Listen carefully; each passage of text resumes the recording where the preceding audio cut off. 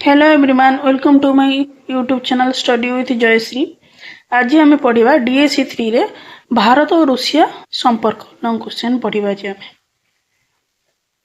भारत दुनियार सर्वबृहत गणतांत्रिक राष्ट्र अटे, सर्वाधिक जनसंख्या विशिष्ट राष्ट्र अटे। भारत स्वाधीन और सार्वभौम राष्ट्र रूपे 1947 मसीह गठित होता। रूसिया क्षेत्र अनुजाई सर्वबृहत राष्ट्र हेउची रूसिया। 1913 मसीह रूसिया विप्लव द्वारा 1922 मसीह डिसेम्बर 30 तारिख में सोवियत रूसिया स्थापित होता। यह 15टी राष्ट्र समाहार होइछि। शीतल युद्ध समय युक्तराष्ट्र अमेरिका और सोवियत रूस मध्य युद्ध ठारू दूर रहिबाकु निष्पत्ति नेइथिले। भारत तेणु गोष्ठी निरपेक्षता आंदोलन आरंभ करिथिला। मात्र किछि समय पर भारत और रूसिया मध्य संपर्क बंधुता घनिष्ठ होता, माने निबिड़ संपर्क गढ़ी उठिथिला। आज मध्य उभय राष्ट्र बंधुता निबिड़ रही अछि। सोवियत रूस union of Soviet socialist republic 1991 मसीह सोवियत रूसर विखंडन पर भारत और रूसिया मध्य बंधुता सबुठ दृढ़ होता, माने दुई भाग विभक्त हो जाता। रूसिया और भारत मध्य संपर्क बहुत भाव में निबिड़ और घनिष्ठ भाव रही। भारत और रूसिया उभय राष्ट्र इच्छा प्राय सामान अटे, दुई जन राष्ट्र प्राय सामान, माने देखा गले सामान इच्छा अटे। रूसिया भारतर स्वाधीनता आंदोलन को समर्थन करिथिला एवं भारतर स्वाधीनता पूर्व जवाहरलाल नेहरू को 1977 मसीह रूसिया ग्रस्त करथिले। 1977 मसीह जवाहरलाल नेहरू रूसिया को जाइथिले। रूसिया जी की प्रथम राष्ट्र भारत को एक स्वाधीन राष्ट्र रूपे भारतर मुद्रा को भारत को एक परमाणु अस्त्र विशिष्ट राष्ट्र रूपे परिचित होइथिला। अंतर्जातीय स्तर में भारत एक प्रजुक्ति विद्या क्षेत्र में उन्नति रेल विभाग उन्नति और रेलपथ विस्तार पाई एवं महाकाश गवेषणा पाई रूसिया भारत को सहायता करथिला। महाकाश यात्रा करने निमंते रूसिया भारत को सहायता करथिला। भारतर गढ़ीसंधि मुहूर्त रूसिया भारत संगे रही। जेतेबेले भारत असुविधार सम्मुखीन होता सेतेबेले रूसिया भारत को सह साथ देइथिला। एपरिक पाकिस्तान सह 1965 और 1971 मसीह युद्ध समय चीन सह 1962 मसीह युद्ध समय रूसिया भारत सहित सांग होई एकत्रित हो रही। शीतल युद्ध समय अमेरिकार श्रीलंका ठारे एक स्थान रे निजर युद्ध अस्त्र खंजी रूसिया उपर नजर रखिबा पाई प्रकल्प तैयारी करथिला। एही समय भारत और श्रीलंका उपर चाप पकाई अमेरिका को सेठारु हटाइथिला। एही कारण रे भारत उपकार पाई रूसिया भारत संपर्क निबिड़ होइथिला। जे हमको रूसिया आम घड़ीसंधि मुहूर्त आमको साहाय्य देथिला, आमर साहाय्य हाथ बढ़ाइथिला, सेति भारत और रूसिया मध्य संपर्क निबिड़ हो घनिष्ठ हो रही।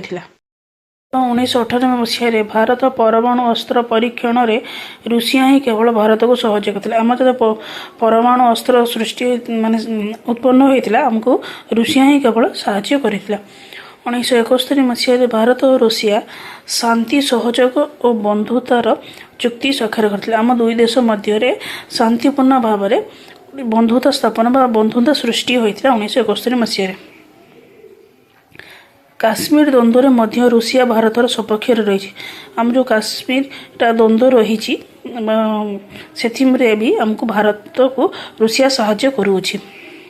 रूसिया सहयोग आईआईटी बॉम्बे स्थापित होइथिला 1958 मसीह। जो आईआईटी पढ़ाई लोक मैंने जाऊँ से आईआईटी बॉम्बे आमको रूसिया साहाय्य 1998 मसीह स्थापित होइथिला। भारतर प्रथम उपग्रह जहाँ इसरो द्वारा 1975 मसीह बनी ताहाको रूसिया द्वारा महाकाश को पठा जाइतिला, जहाँ हमको रूसिया साहाय्य करथिला महाकाश को पठाइबा पई। भारतर प्रथम महाकाश यात्री किए थिले राकेश शर्मा 1984 मसीह महाकाश जाइथिले रूसिया पई। श्री राजीव गांधी 1985 मसीह सोवियत रूस जाइथिले।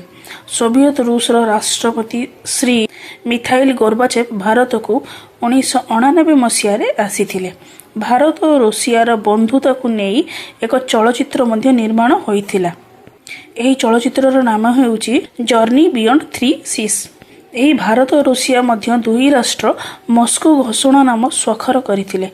2001 ମସିହାରେ ଶ୍ରୀ ଅଟଳ ବିହାରୀ ବାଜପେୟୀ ରୁଷିଆ ଗସ୍ତ କରିଥିଲେ, ମାନେ ରୁଷିଆକୁ ଯାଇଥିଲେ ଅଟଳ ବିହାରୀ ବାଜପେୟୀ।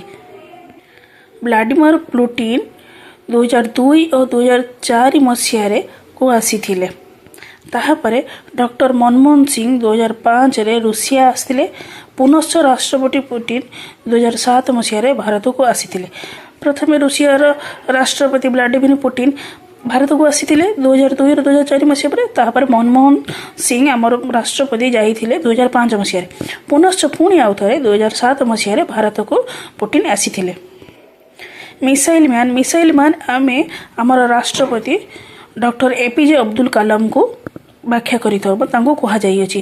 2010 ମସିହାରେ ରୁଷିଆକୁ ଯାଇଥିଲେ ଡକ୍ଟର ଏପିଜେ ଅବଦୁଲ କାଲାମ। ବର୍ତ୍ତମାନର ରୁଷିଆ ଓ ୟୁକ୍ରେନ ଯୁଦ୍ଧରେ ଭାରତ ହିଂସାତ୍ମକ କାର୍ଯ୍ୟ ବିରୁଦ୍ଧରେ ଅଛି, ମାତ୍ର ଏକ ଭଲ ଓ ନିବିଡ଼ ବନ୍ଧୁ ଭାବରେ ରୁଷିଆ ସାଥିରେ ରହିଅଛି। ବିରୋଧ କରିଛି ଯୁଦ୍ଧକୁ, ମାତ୍ର ରୁଷିଆକୁ ପୂର୍ବପରି ସହଯୋଗ କରୁଛି, କିନ୍ତୁ ରୁଷିଆ ସହିତ ତାହାର ସମ୍ପର୍କ ଭଲ ଭାବରେ ରହିଅଛି। ଉଭୟ ରାଷ୍ଟ୍ର ପାଖାପାଖି 100ଟି ଦ୍ୱିପାକ୍ଷିକ ଚୁକ୍ତି ଉପରେ ସ୍ୱାକ୍ଷର କରିଲେଣି। ବିଶାଖାପାଟଣା ଓ ଭିଆଇ ପୋଖରାଠାରେ ଷ୍ଟିଲ୍ କାରଖାନା ଖୋଲିବାରେ ରୁଷିଆ ମଧ୍ୟ ସାହାଯ୍ୟ କରିଥିଲା। ଆମର ଷ୍ଟିଲ୍ କାରଖାନା ଉତ୍ପନ୍ନ କରିବାରେ, ମାନେ ଗୋଟେ କାରଖାନା ହେଲେ କ'ଣ ଲୋକମାନଙ୍କର ସାହାଯ୍ୟ ହେବ, ଲୋକମାନେ ନିଯୁକ୍ତି ପାଇବେ, ସେଥିପାଇଁ ରୁଷିଆ ବି ସେଥିରେ ସାହାଯ୍ୟ କରିଥିଲେ। ରୁଷିଆ ଭାରତର ବନ୍ଧୁତା 70 ବର୍ଷରୁ ଉର୍ଦ୍ଧ୍ୱ ହେବ ରହିଅଛି। ଏହି ଦୁଇ ଦେଶର ବନ୍ଧୁତା ବହୁତ ନିବିଡ଼, ଏଥିପାଇଁ ଯେ ବହୁତ ବର୍ଷ ଧରି ଏ ସମ୍ପର୍କ ଗଢ଼ି ଉଠିଛି ବା ବହୁତ ବର୍ଷ ଧରି ଏ ସମ୍ପର୍କ ରହିଅଛି। ରୁଷିଆର ଅର୍ଥଶାସ୍ତ୍ର ବଜାରରେ ଭାରତୀୟ ଦ୍ୱିତୀୟ ସର୍ବାଧିକ କ୍ରୟ କରେ। ଭାରତ ହେଉଛି ସବୁଠାରୁ ପ୍ରଥମେ ଗଲେ ଦ୍ୱିତୀୟରେ ଭାରତକୁ ଅଧିକ କ୍ରୟ କରେ ବୋଲି ସେଥିପାଇଁ କୁହାଯାଇଛି। ଉଭୟ ରାଷ୍ଟ୍ର